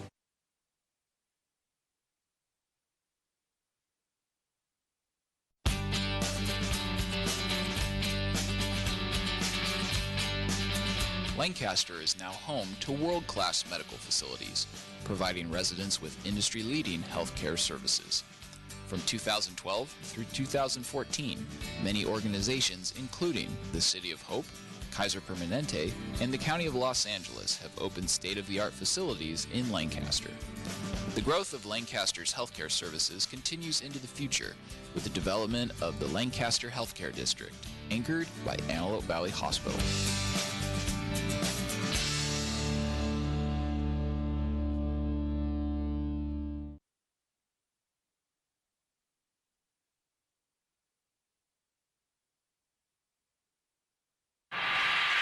Yeah, look at that picture over there. There's the earth coming up. Wow, that's pretty. Oh, that's a beautiful shot. The year is 1968. LBJ is president. 60 Minutes debuts on CBS. At Edwards Air Force Base, the space race is on. It's the year Kaiser Permanente comes to the Antelope Valley. There was a demand for more medical services here. For some aerospace companies like Lockheed, Boeing. In these days, our physicians drove up once a week from Panorama City to see patients. It was a small operation in a strip mall. There were 3 physicians. But as the demand for health care grew, so did we. In June 1971, we built our first medical office on 15th Street in Lancaster to expand our care and services. When I first started here as a patient back in 1975, I can remember when we had so many services that we would have to go down to Panorama City for. So a few years later, there were 2 more expansions here.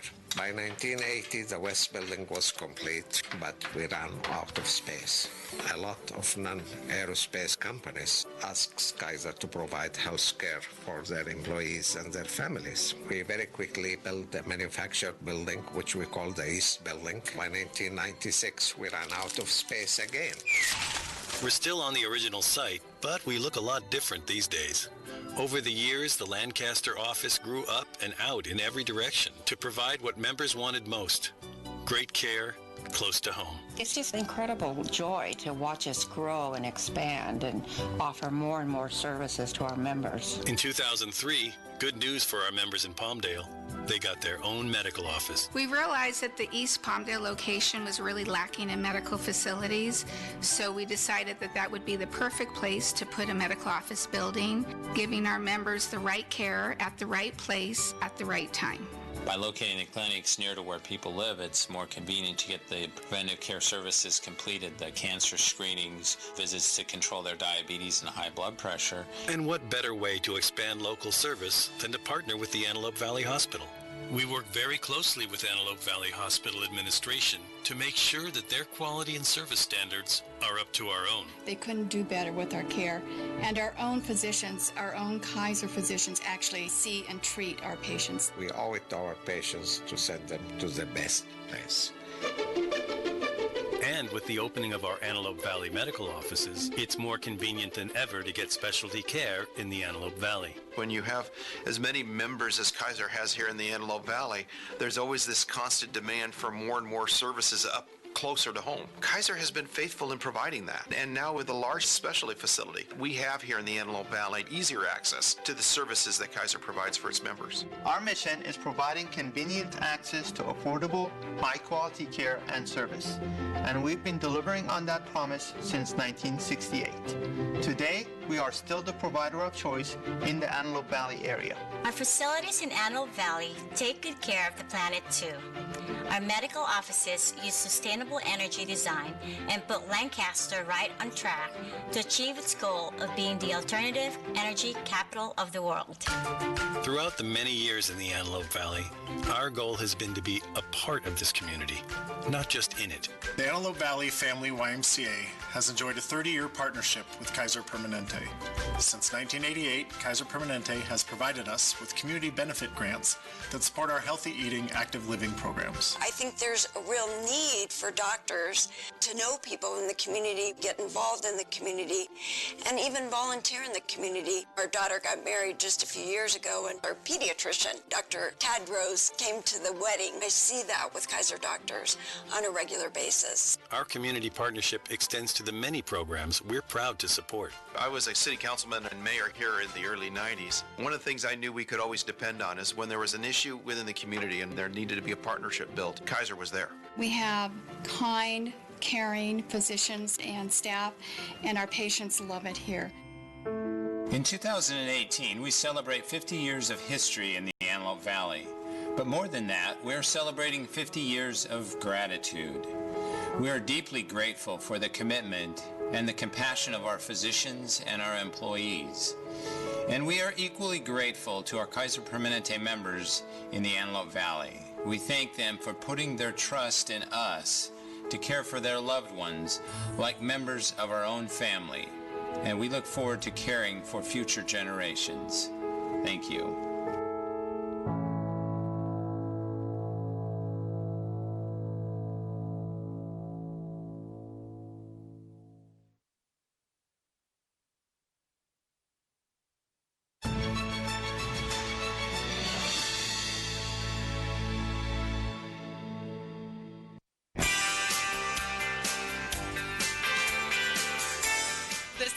Installing a mural set that are all in the crosswalks here at Ehrlich, and it's a part of our goal to beautify and culturalize the downtown district. Signs and markings crew, they're cleaning up and getting ready for the artists to come, and then they'll start laying down the groundwork of layers of paint.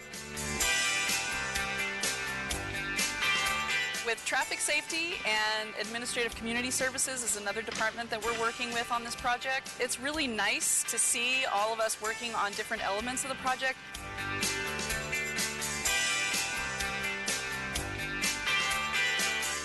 Bring the family, take a look at it. I think the signs and symbols that are used in this piece particularly are kind of fun, and there's all kinds of interpretations that everyone can make. Today we're putting down the base coat. Basically it's going to turn into our canvas. We're going to turn all 4 of these crosswalks solid white, and then over the next 2 days we'll be doing stencil work to add in the details. Turning this into a more artistic area is pretty exciting, and I think it'll add a lot to the city. Arrows, bicycle stencils, all that sort of stuff. And I'm going to use those stencils to then reconfigure onto the crosswalks in 3 layers and then make an artwork. I grew up in Antwerp in Belgium. It's around the time I was 13. I started discovering spray paint by hanging out on the street a lot, skateboarding. And then when I moved to the US and I was 17, I saw all the blank walls in LA and stuff, and I was getting into painting murals a little bit back home. But then, you know, the walls inspired me to really pursue it and to turn the medium into art. How has it been working with the city of Lancaster so far? It's been fantastic. It's been super easy, super fun. Everyone's been super nice. It's been a blast. It's been easy.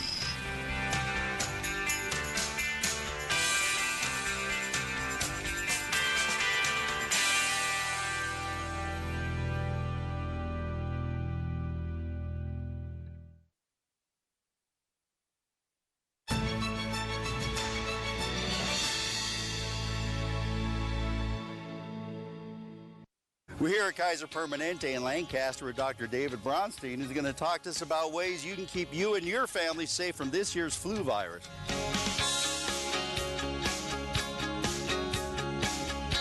So what can you do to protect yourself from the flu? Obviously, washing your hands is good, covering your cough, staying home from work, and staying home from school if you're sick. But there's really no comparison for any of that compared to getting the flu vaccine. really the only effective way of preventing the flu and, of course, more importantly, the complications from the flu.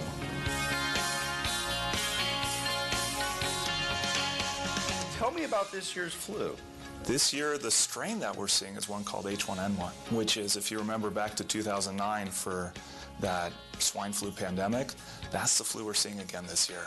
This year, the H1N1 is the strain that's really affecting kids, pregnant women, even young healthy adults are the people that we're most worried about. The real reason for the vaccine is to prevent that flu infection and causing pneumonia from attacking the heart muscle and causing something called myocarditis. I've seen the flu attack the brain in kids, and these kids aren't the same afterwards. And of course, flu kills people. And so the real point of the vaccine is to protect you not just from getting the runny nose and fever and cold and missing a few days of work, it's basically to keep people alive. And I know a lot of people that don't take the vaccination because they think it's going to get them sick. yeah, I hear that all the time. I'm, a practicing pediatrician. I have a large panel of patients. I see kids all the time. And the reality is, it is literally impossible for a flu vaccine to give you the flu. It's just not possible. Okay, if you think of what a flu vaccine is made of, all that's in a flu vaccine is a small little piece of the shell of the virus, a small little protein from the shell of the virus. That's what's in the vaccine. So our body recognizes that protein, and we make antibodies against it. So when we are exposed to the flu, we have antibodies to fight against the surface of the virus and attack the virus that's infecting us. A lot of times when people think the flu shot gave them the flu, it's because they get the flu shot during flu season. So I see a ton of sick people all day long. If I had given those people the flu vaccine last week, and they came in with those illnesses this week, yeah, people would think, oh, the flu vaccine caused it. That's not possible. It's just coincidental when you get it during flu season. Any opportunity you have to get the flu vaccine, even if you're not feeling perfect or 100%, it's worth getting it now.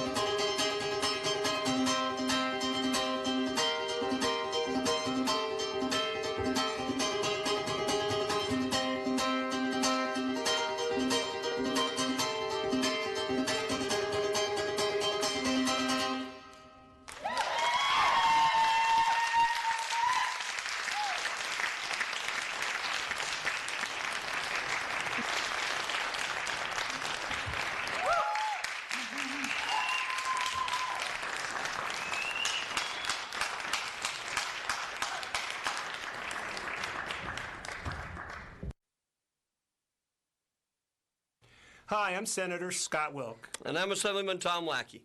And we want to share some exciting information with you about Elevating Minority Businesses, a free workshop we are hosting for interested small business owners. Our offices have collaborated with the Antelope Valley College and local chambers of commerce to provide this opportunity to you. Experts will present information on team development, networking, financing a business, legal issues, as well as tips on obtaining and keeping government contracts. We've lined up an excellent group of presenters that will share their expertise and answer your questions on these topics and more. In addition to the speakers, many local business organizations will be there to provide additional resources. This program, designed for minority business owners, will be held on March 29th from 11 a.m. to 3 p.m. at the Antelope Valley Community College Performing Arts Center. And we hope to see you there. Yes, we do.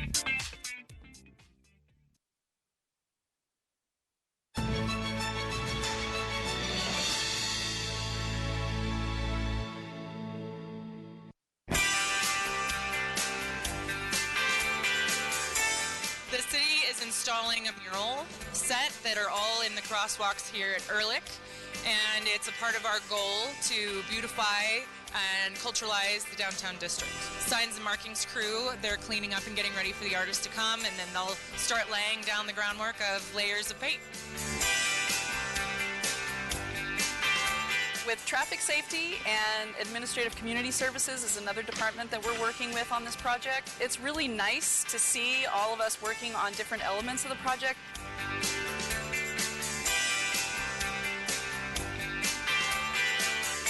Bring the family, take a look at it. I think the signs and symbols that are used in this piece particularly are kind of fun, and there's all kinds of interpretations that everyone can make. Today we're putting down the base coat. Basically it's going to turn into our canvas. We're going to turn all 4 of these crosswalks solid white, and then over the next 2 days we'll be doing stencil work to add in the details. Turning this into a more artistic area is pretty exciting, and I think it'll add a lot to the city. Arrows, bicycle stencils, all that sort of stuff. And I'm going to use those stencils to then reconfigure onto the crosswalks in 3 layers and then make an artwork. Well, I grew up in Antwerp in Belgium. It's around the time I was 13. I started discovering spray paint by hanging out on the street a lot, skateboarding. And then when I moved to the US and I was 17, I saw all the blank walls in LA and stuff, and I was getting into painting murals a little bit back home. But then, you know, the walls inspired me to really pursue it and to turn the medium into art. How has it been working with the city of Lancaster so far? It's been fantastic. It's been super easy, super fun. Everyone's been super nice. It's been a blast. It's been easy.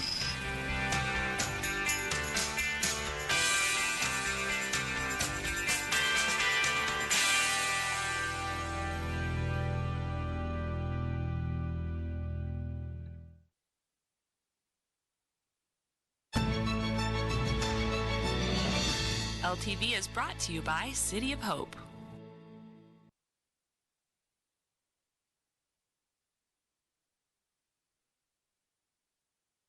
You're watching LTV.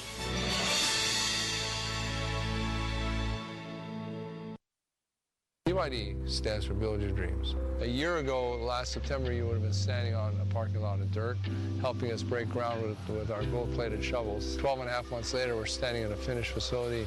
Looking around here, the change has been just overwhelmingly drastic. I just see a groundswell, a shift to EVs that's coming at a much faster adoption rate than even the experts predicted. Worldwide, we've built over 17,000 electric buses. If we can ship 500 buses this year, that puts us at 10% of the North American market. Well, obviously for the city of Lancaster, this has been a panacea. We ran into BYD and it was, wow, this company can change the world in a positive way. But what we never expected was that the city would thrive as a result. We've got over 1,000 people by the end of the year working here. That's 1,000 families that didn't have jobs just a year ago, and it's just the beginning. Jobs Move America is a nonprofit that's primarily focused around leveraging our public dollars being spent on new buses and rail cars to create good jobs, create robust training pipelines, and access for historically excluded communities. We developed a relationship with BYD around trying to ensure that contracts they're seeking to win are going to create good jobs in our backyard. When I first became an advocate and started working on clean transportation and clean energy, we would imagine this day when there would be companies that would build electric trucks or buses, that would put people to work, pay them a good wage, give them health care, and that we would move beyond this tension between having a good economy and having a healthy environment. And companies like BYD are putting that vision into practice right now. It's a day we knew would come, and it's thrilling to be here. For me, this is the capstone of my career, so I've been doing this for 42 years. We expect that by the end of 2018, when we are 100% electric, we will be the only fully battery electric bus fleet in the country. We have a real positive partnership with our partner BYD because it's good for both of us. The right people are in the right place at the right time to make this happen. BYD is an awesome company to work for. I'm glad they came to the city of Lancaster. I'm glad they picked Lancaster as a place they wanted to start their hub. Ever since I've been here, it has been nothing but great opportunity after great opportunity. I love it here. I love BYD. They've treated me real well. The opportunities I've had here, wouldn't have had them anywhere else. And here they've given me the opportunity to grow with the company. I started here as a welder, and from a welder I moved to a lead position and then to a supervisor. And hopefully in the future, might have Macy's job. BYD is working diligently with the union because together there's a lot more power when people come together. The positive thing about the company is we're in the right technology. We're in electric technology, which is the future. Everything is moving in the direction as the future is moving. I remember when I started working here, I think I only make up 1 bus a week, and now I've been trying to make 1 bus a day. But we've grown so fast that we've had to add roughly 300,000 square feet more space, bring our grand total to 400,000 square feet from 100,000 just a year ago, and it will give us a capacity of about 1,500 buses a year. And we're really proud to be able to present this to our family of associates, the hardworking men and women that make this all possible. So welcome to your new home.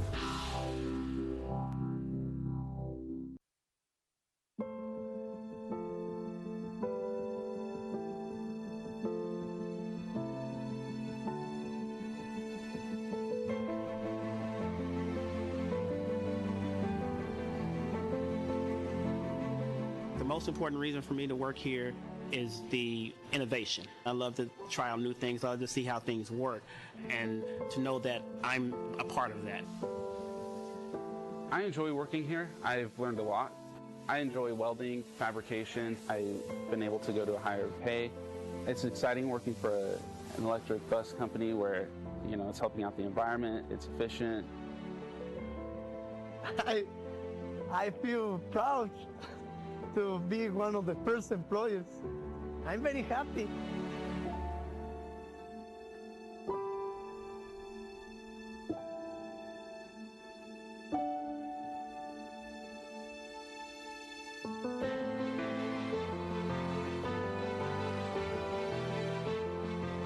California has so much to offer in terms of a really good workforce, a government that is really very green orientated, emission criteria, emission goals and targets. It brought us to California, and Lancaster emerged as a front runner. They were very proactive in terms of soliciting our location here. It was a community that could use some manufacturing base, and we needed a community that needed us. And it was a great place for us to locate and start being part of the community, adding to the workforce and getting people working again.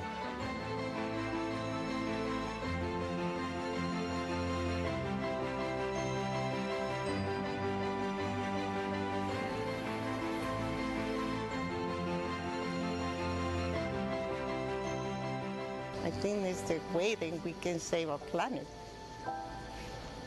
My girls are so happy about it.